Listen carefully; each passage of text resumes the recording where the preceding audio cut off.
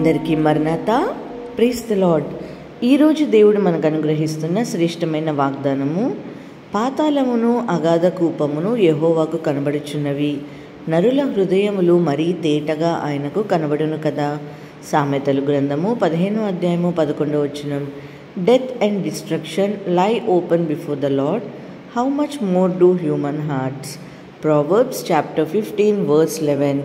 ఈ రోజుకు కాను కృప కలిగిన దేవుడు మనకు అనుగ్రహించిన వాక్య భాగమును బట్టి ధ్యానించుకుందాము. ప్రభువునందు ప్రియమైన సహోదరి సహోదరులారా, దేవునికి కనపడని, దేవుడు చూడని స్థలమంటూ ఏదీ లేదు.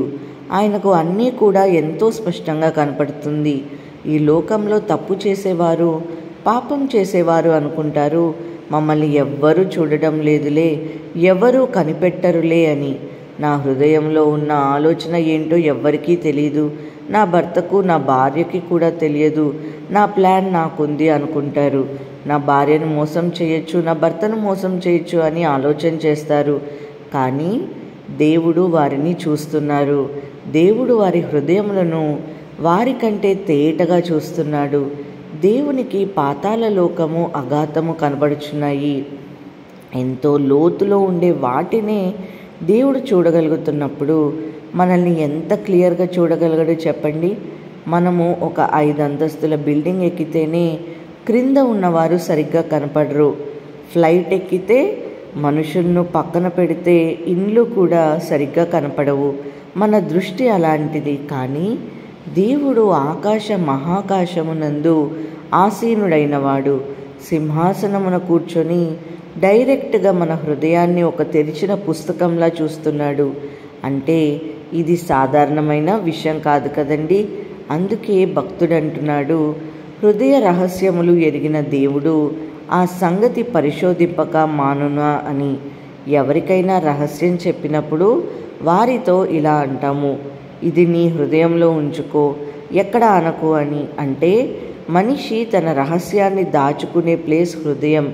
ఒకవేళ నోట్లో దాచుకోవాలని చూసినా అది సాధ్యం కాదు.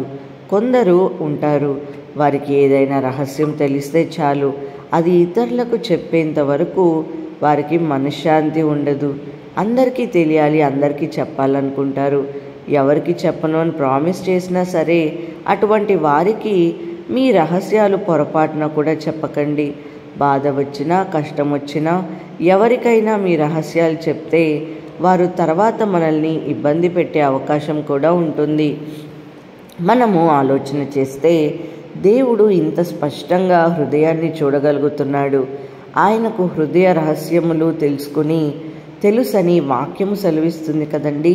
అలాంటిది దేవుడు ఎప్పుడైనా భార్యాభర్తల మధ్య గొడవలు సృష్టించారా? తల్లిదండ్రుల మధ్య బిడ్డల మధ్య విభేదాలు కలుగచేశారా? మన సీక్రెట్ తీసుకెళ్ళి ఇంకొకరికి బహిర్గతం చేశారా? మనుషులైతే అలా చేస్తారు, కానీ మన దేవుడు నమ్మదగిన దేవుడు. మన పాపాలను, మన చెడు హృదయ ఆలోచనలను ఆయన తన హృదయంలో దాచుకుంటారు. మన గురించి కనీసం దేవదూతలకైనా తప్పుగా చెప్పరండి. ఆయన మన పరమ తండ్రి. ఒకసారి ఆలోచించండి, మనకే గనుక ఇతరుల హృదయాలు చూడగలిగే అవకాశం దేవుడిస్తే మనము లోకంలో మనశ్శాంతిగా జీవించలేము.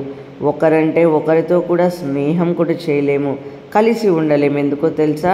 ఈ లోకంలో ఉన్న అందరూ మన ముందు మనల్ని మంచి వ్యక్తి అంటారు, తర్వాత ప్రక్కకి వెళ్ళాక మన గురించి ఏదో చెడుగా చెబుతుంటారు.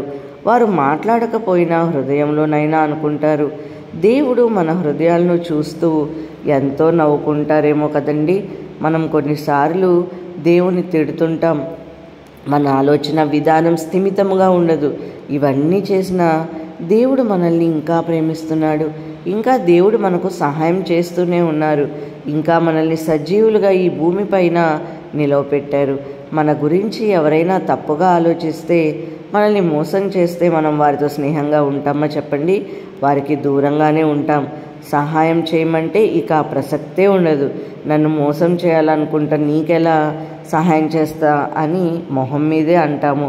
ఒక వ్యక్తి ఒక్కసారి మనల్ని మోసం చేయాలని అనుకుంటేనే మనం ఇలా రియాక్ట్ అయితే, దేవుడు రోజుకి ఎన్నిసార్లు మోసం చేస్తున్నాం. మనము బాప్తిస్మం తీసుకునేటప్పుడు ఏమని వాగ్దానం చేశాము?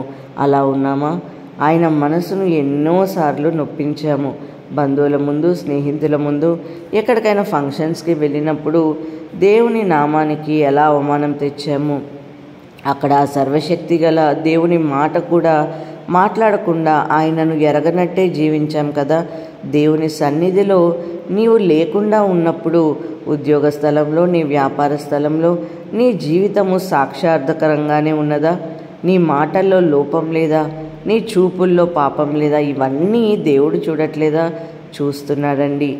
కానీ దేవుడు మనల్ని ఇంకా ప్రేమిస్తున్నాడు. మనలాగా దేవుడు అలగాలి అంటే, చీదరించుకోవాలి అంటే, కోపపడాలి అంటే అది రోజుకి ఎన్నోసార్లు జరగాలి.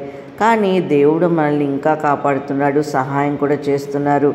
ఎందుకంటే మనం నిత్యము అగ్నిలో కాలిపోకుండా మనం సంపూర్ణంగా మారుతామని ఆశతో. కాబట్టి దేవునికి ఇష్టలుగా జీవిద్దాం. దేవుడి మాటలు దీవించునుగాక. ప్రార్థన. మహాపరిశుద్ధుడ ఘనమైన తండ్రి, మీ ఘనమైన నామమునకు స్తోత్రములు. యేసయ్య, ఈరోజు ప్రభా తండ్రి ఇచ్చిన గొప్ప వాక్యం కొరకు స్తోత్రములు తండ్రి. ప్రార్థనలో ఏకీభవిస్తున్న ప్రతి కుటుంబంను జ్ఞాపకం చేసుకోండి. వారి జీవితంలో ఉన్న కష్టములను తీసివేసేయండి ప్రభా. అవును తండ్రి, మా హృదయ అంతరంగంలో ఎరిగిన గొప్ప దేవుడు ప్రభా. యేసయ్య, అయినప్పటికీ మమ్మల్ని క్షమించి ప్రభా మమ్మల్ని యేసయ్య ఆదరిస్తున్న తండ్రి మీకు స్తోత్రములు.